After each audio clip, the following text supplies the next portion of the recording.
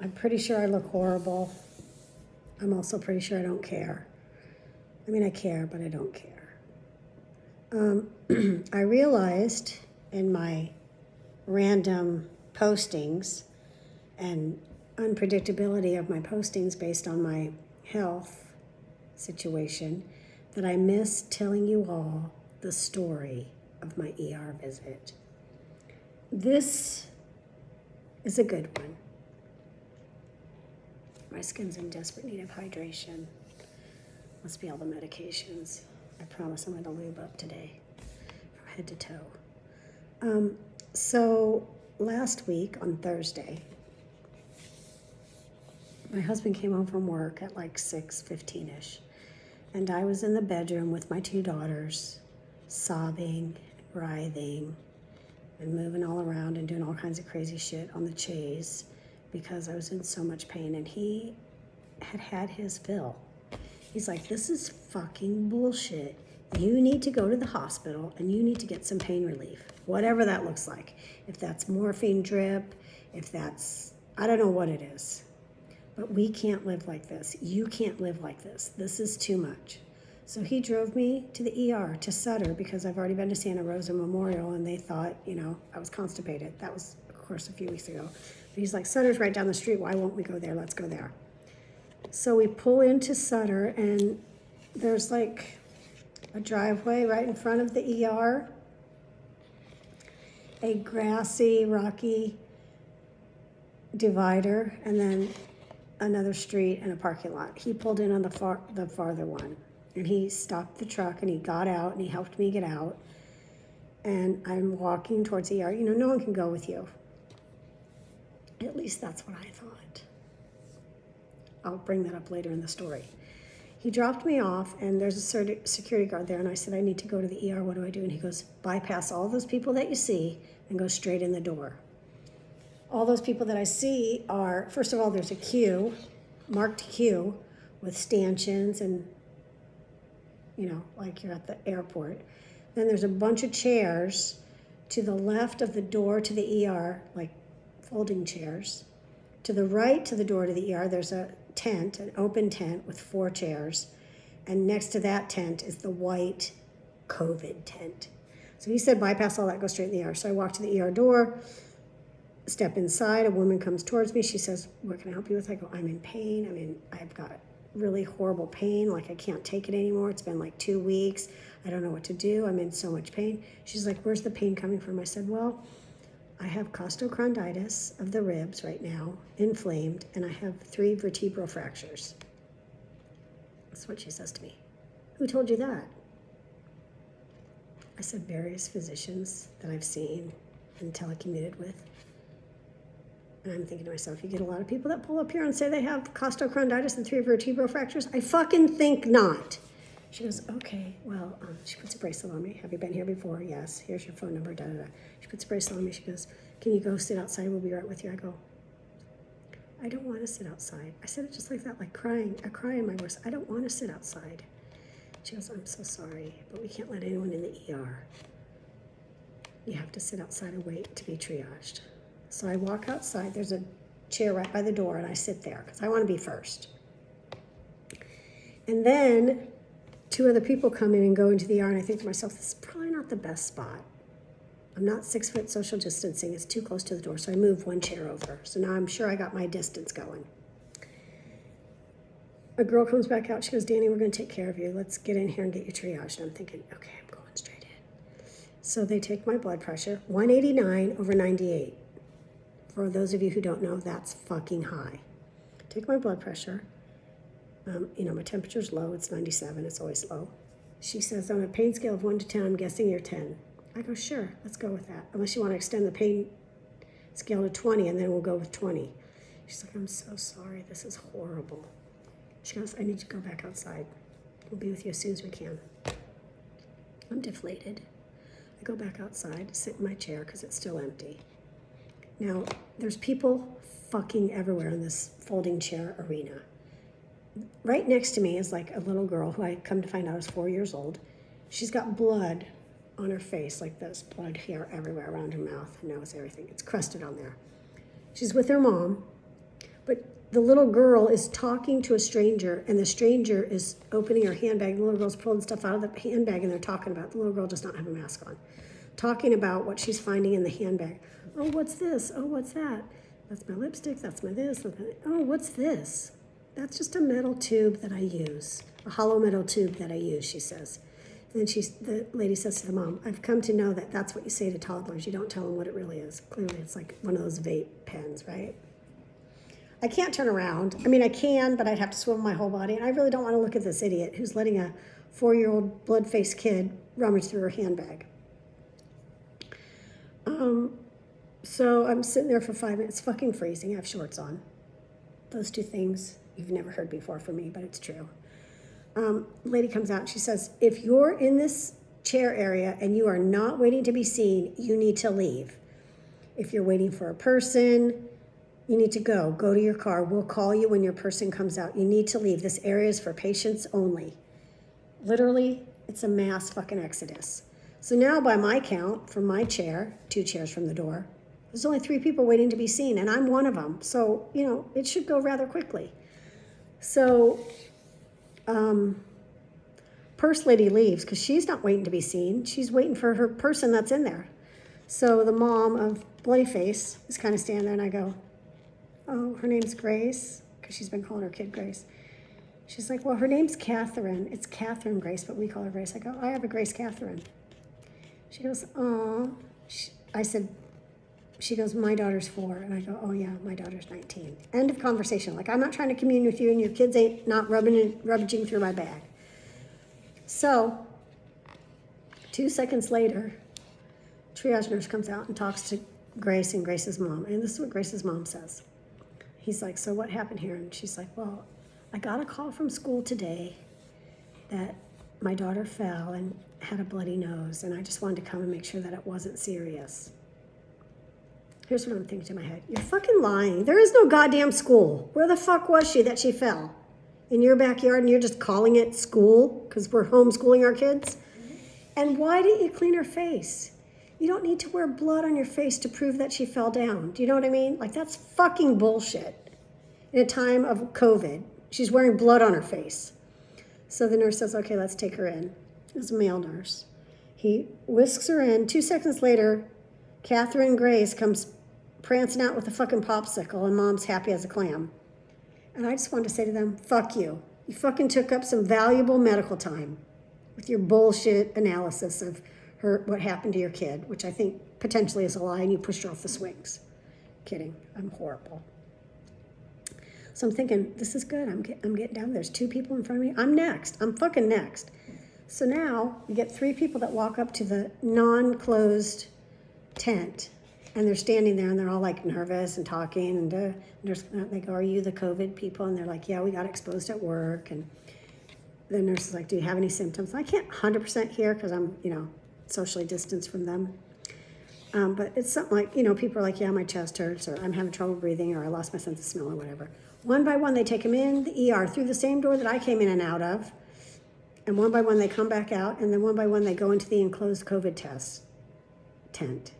Well, the last person says, there's one more person coming. There's 4 of us, and they go, okay, well, we'll wait for that person. We'll be on the lookout. So the 3 potentially COVID people are now in the white COVID tent. Like, I'm fucking freaking. Plus, I'm freezing.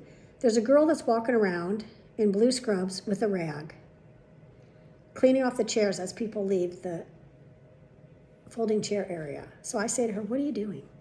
She goes, I'm cleaning the chairs. I go, with the same rag? She goes, well, I fold it over after every chair. So then I'm cleaning it with the clean surface of the rag. I think to myself, brilliant. She says, are you cold? I go, yeah, I'm freezing. She's like, I'll bring you a blanket. So I'm thinking, okay, even though you're an idiot and you're cleaning chairs like a butthole, I haven't left my chair, but thanks for the blanket. I'm sitting there. Out of the ER door comes a girl, young girl, in a hospital gown.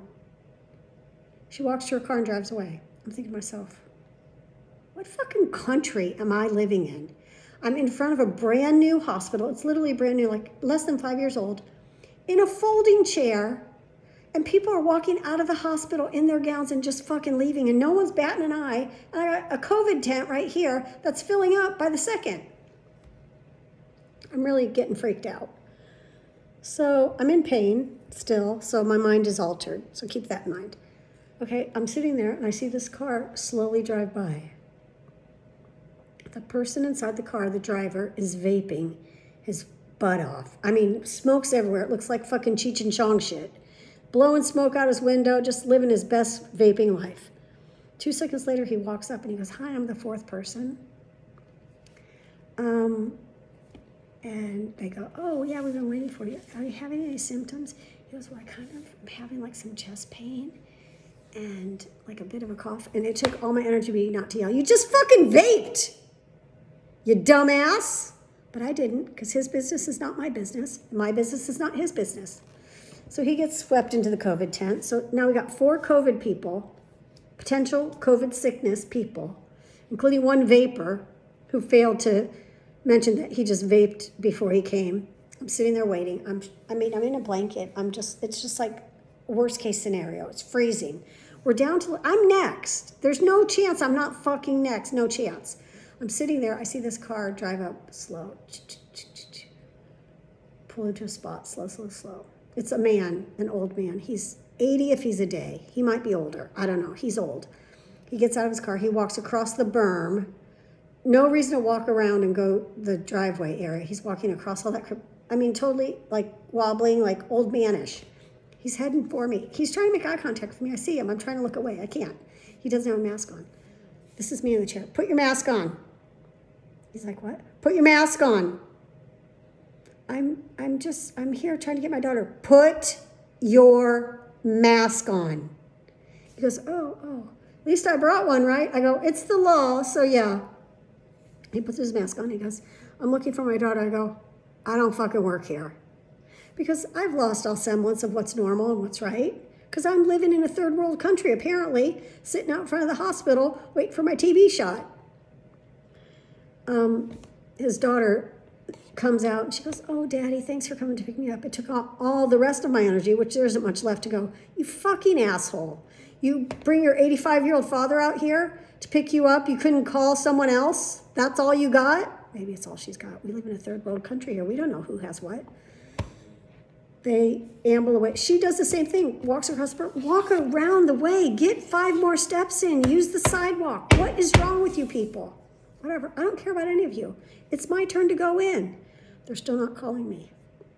And my pain cycle is ebbing, but I'm still in pain. But I'm like, fuck, I can't stay here one more second. I don't know what's happening in there. I don't know if I'm going to go in there. They're going to put me on a table in the hallway and start, I don't know what's going to happen. It seems third worldish, and I'm freaking the fuck out because I got 4 COVID people, less than 20 yards away from me. So I call Boyd and I go, "Come get me." And he's like, "Are you done?" I go, "Yeah, I'm done." He's like, "Have you been seen?" I said, "No, but come get me." So he's like, "Okay." He comes to pick me up. I go home. I get home. I go back to my bedroom. On the chaise, I get the heating pad. I take some narcotics that I've borrowed from people, because at this point I don't give a fuck. If someone pulled up to my house and said, "We have heroin," I said, "I take heroin." That's how much pain I'm in, and that's how much I want relief. So I've got borrowed narcotics on board, heating pad. Hour goes by, hour 10, hour 15, maybe hour 20. The phone rings.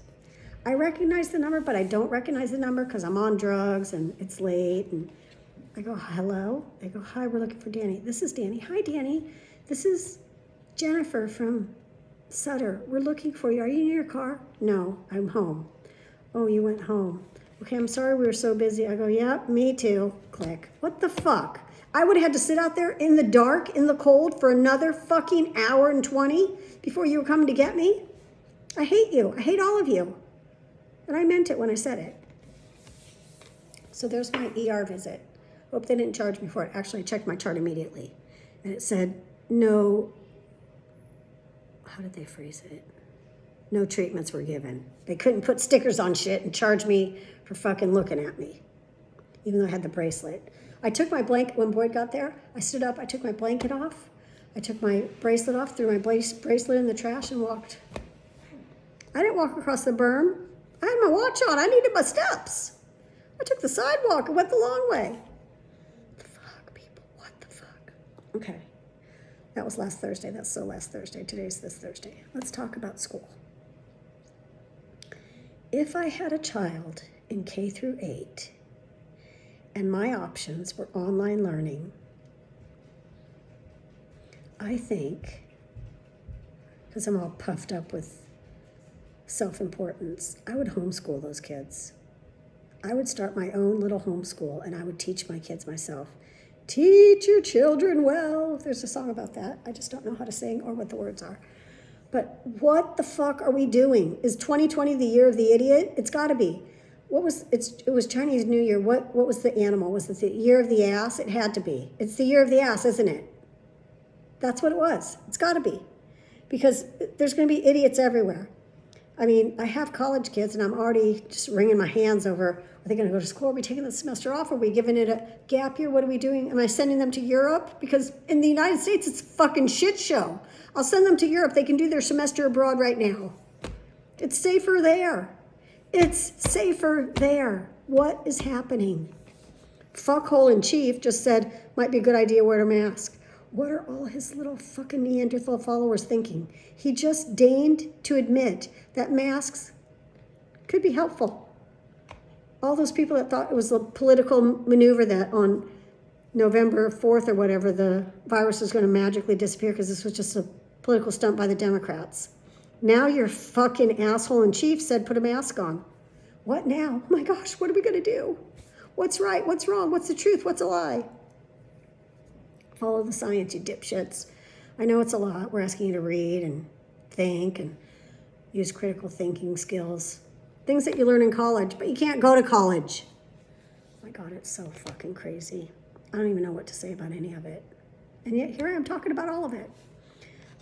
Okay, so we have armed federal agents in Portland beating down the masses, thinking about sending them to Chicago to beat down the people, because there'll be no protests on my watch. First of all, these protests are predominantly peaceful. There are some non-protesting assholes that are fucking shit up. But the majority of the protesters are peaceful. There's moms out there singing lullabies in Portland. I really don't think we need federal agents there. Withdraw the troops. But, you know, this plays to 45's Law and Order president's bullshit. Oh my God, he's so weak. He's so pathetically weak. So I read today also that the state of California is lowering the testing for incoming lawyers, the bar exam, to make it easier so we can have some more lawyers in this time of crisis. And I say, at this point in my life, not only am I going to take the MCAT, I'm going to take the LSAT. What the fuck? Be a doctor, lawyer. I can do it. I feel like I can do it. I'm not 45 and I'm not delusional. I don't think that being able to count backwards from 100 by 7 proves that I'm brilliant. Although I'm pretty sure I could do that too. I mean, not today, not right now, not in my drug-addled state. I'm not really drug-addled, but there is a hangover effect of this medication that I'm taking. I haven't done a fucking physical thing this whole entire month. On July 2nd, I did a workout. I haven't done a fucking thing since then. Not a fucking thing. I feel like just a useless human. Why am I on the planet? Why am I not here if I'm not exercising? Who ever thought they'd hear that from me? Here's another good one. So, you know, I got this big old fucking apparatus, this chest compression support, back support thing. So I called the place on Monday and said I need to return the thing. And I get it. They're a business. They don't want to return it. They never called me back. I get a phone call this morning, and she says, and I swear to God, these are the things she said. And it took all my energy to go, just shut up. She's like, you know, our power went out, and then, like, our phones didn't work, and then they sort of worked, but they didn't 100% work, and then I remembered that you called, but then I forgot again, and I was going to call you from my cell, but I didn't want you to think that I was just calling from my cell, like on my own time, because I would have thought that. I wouldn't have. So she calls me today, and I said, okay, da-da-da-da, here's my story.